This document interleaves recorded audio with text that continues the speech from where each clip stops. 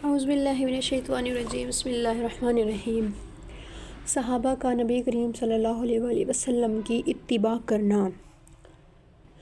حضرت عائشہ رضی اللہ عنہ فرماتی ہیں، حضور صلی اللہ علیہ وآلہ وسلم کا ایک بوریہ تھا جس کا رات کو حجرہ سا بنا کر اس میں آپ صلی اللہ علیہ وسلم نماز پڑھا کرتے تھے اور دن کو اسے بچھا کر اس پر بیٹھ جایا کرتے تھے۔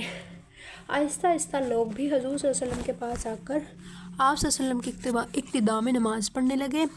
جب لوگ زیادہ ہو گئے تو آپ صلی اللہ علیہ وسلم نے ان کی طرف متوجہ ہو کر فرمایا، اے لوگو، تم اعمال اتنے اختیار کرو جتنے اعمال کی پابندی تمہارے بس میں ہے، کیونکہ جب تک تم عمل کرنے سے نہیں اکتاؤ گے اس وقت تک اللہ تعالیٰ ثواب دینے کا سلسلہ نہیں روکیں گے۔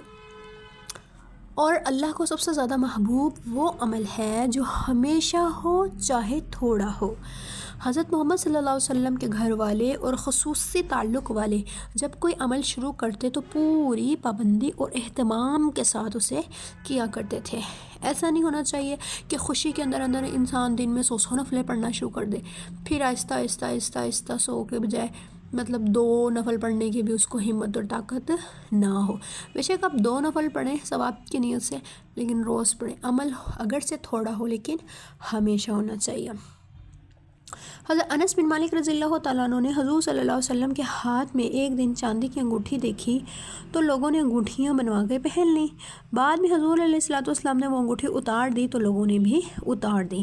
مطلب کہ وہ نبی علیہ الصلوۃ والسلام کے نقش قدم پر اتنا چلتے تھے کہ جو ہمارے نبی نے کر لیا وہ ہم کریں گے، جو ہمارے نبی نے نہیں کیا اگر کر کے عمل چھوڑ دیا تو ہمیں بھی اس کو چھوڑنے میں کوئی قباحت نہیں ہے، کوئی مشکل نہیں ہے۔ جبکہ آج ہمارا حال کیا ہے کہ ہمارے لیے ہمیں پتہ ہے کہ یہ چیز دین کے اندر جو ہے وہ نامناسب ہے یا اس میں ثواب نہیں ہے یا اس میں گناہ ہے، تو ہم کیا کرتے ہیں کہ ہم اس چیز کو چھوڑ نہیں سکتے کیونکہ ہمارا نفس جو ہے وہ ہمیں اس چیز کی اجازت نہیں دے رہا ہوتا۔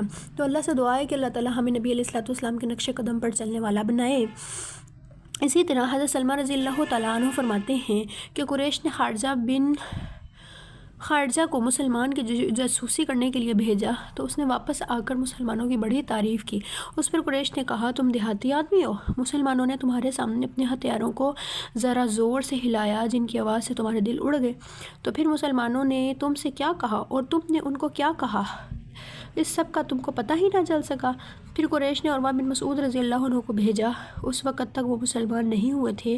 انہوں نے آ کر کہا، اے محمد صلی اللہ علیہ وسلم، یہ کیا بات ہے؟ آپ صلی اللہ علیہ وسلم اللہ کی ذات کی طرف دعوت دیتے ہو اور مختلف قبیلوں کے گرے پڑے لوگوں کو لے کر اپنی قوم کے پاس آئے ہو، اور آپ ان میں سے بہت سوں کو جانتے بھی ہو اور بہت سوں کو جانتے نہیں بھی ہو، اور آپ صلی اللہ علیہ وسلم ان لوگوں کے ذریعے اپنی قوم سے قطع رحمی کرنا چاہتے اور ان کی بے عزتی کر کے ان کا خون بہانا چاہتے ہو اور ان کے مال پہ قبضہ کرنا چاہتے ہو۔ تو حضور صلی اللہ علیہ وسلم نے فرمایا، میں تو اپنی قوم کے ساتھ صرف صلہ رحمی کرنے آیا ہوں تاکہ اللہ تعالیٰ ان کے دین سے بہتر دین اور ان کی زندگی سے بہتر زندگی ان کو عطا فرمائے۔